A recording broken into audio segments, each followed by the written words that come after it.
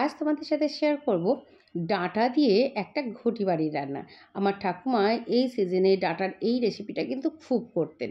আর গতকালই আমি তোমাদেরকে বলেছি যে ডাঁটা কিভাবে রাখলে অনেক দিন পর্যন্ত ভালো থাকে, মিনিমাম 3-4 দিন ভালো থাকে। একটা মোটা তোয়ালে এভাবে ভিজিয়ে আমি ডাঁটাগুলো রেখেছিলাম। আর দেখুন ডাঁটাগুলো কতটা ফ্রেশ, মনে যেন গাছ থেকে এখনই তুলে আনা হলো, কিন্তু ডাঁটাগুলো গতকাল কিনে আনা হয়েছে। দেখুন একেবারে ফ্রেশ। এবারে মশলাটা করে নেব। তার জন্য এখানে নিয়ে নিয়েছি 3 টেবিল চামচ পরিমাণ সাদা তিল, আর তার অর্ধেক পরিমাণ নিয়েছি পোস্ত। তখন আমাদের বাড়িতে সাদা তিলের চাষ হতো, তাই তিল দিয়ে ঠাকুমা অনেক কিছু রেসিপি রান্না করতেন। আর তিল খাওয়াও খুব ভালো, আর পোস্তর যা দাম সেখানে তিল ব্যবহার করাটাও খুব ভালো। আমি তিল আর পোস্তটাকে আধ ঘন্টার জন্য ভিজিয়ে দিলাম। এদিকে ডাঁটা আর আলু ধুয়ে নিয়ে ডাঁটাটা খোসা ছাড়িয়ে ছোট ছোট করে কেটে নিয়েছি। আর এদিকে ওই একই মাপের করে দুটো আলুকে খোসা ছাড়িয়ে খুব ভালো করে কেটে নিয়েছি, একটু আলুগুলো মোটা মোটা করে কেটেছি। আধ ঘন্টা মতন হয়ে গেছে, এদিকে তিল আর পোস্তটা ভিজেও গেছে। আর এবারে এর মধ্যে 3টে কাঁচা লঙ্কা দিয়ে এটাকে গ্রাইন্ডারে পেস্ট করে নেব। আর যদি শিলে পেস্ট করেন তাহলে ভিজিয়ে রাখার কোনো দরকার নেই, এমনিতেই পেস্ট হয়ে যাবে। একটা কড়াইতে 2 চামচ সরিষার তেল দিয়ে তেলটা ভালো মতন গরম হলে তাই সামান্য পরিমাণ কালো জিরার একটা শুকনো লঙ্কা ফোড়নে দিয়ে প্রথমে আলুটা দিয়ে দেবো। আর তার সাথে দিয়ে দিলাম আলুর পরিমাণে লবণ। আলুটাকে খুব ভালো করে ভেজে নিতে হবে, যেন এখানে 60% ভাজাতেই সিদ্ধ হয়ে যায়।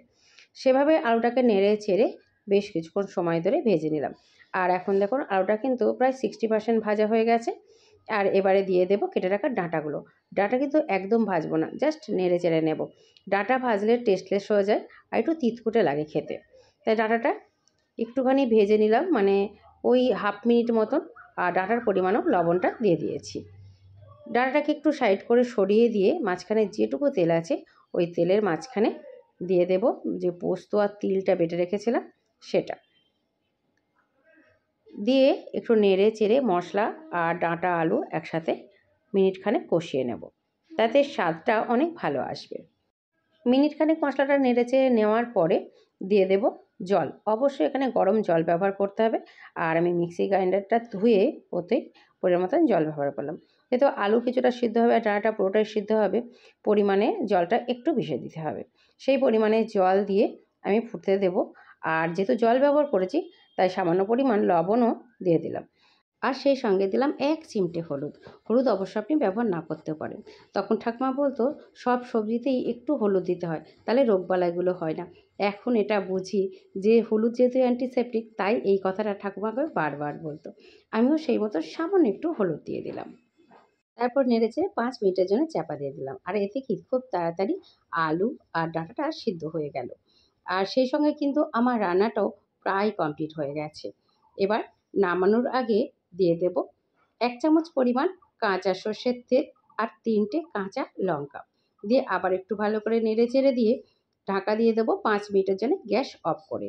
এই কাঁচা সর্ষের তেল আর কাঁচা লঙ্কার একটা খুব ভালো অ্যারোমা আসবে এই ঢাকাটা দিয়ে রাখলে। আর দেখুন রান্নাটা কিন্তু আমার পুরোপুরি কমপ্লিট হয়ে গেছে। এবারে গরম গরম ভাতের সাথে এটাকে পরিবেশন করুন। আমার আজকের এই ঘটিবাড়ি রান্না আপনার কাছে কেমন লাগলো তা কমেন্ট করে অবশ্যই জানাবেন। যদি ইউটিউব থেকে দেখেন চ্যানেল সাবস্ক্রাইব করে, আর যদি ফেসবুক থেকে দেখেন ফেসবুক পেজ ফলো করে সঙ্গে থাকবেন। ভালো খান, সুস্থ থাকুন।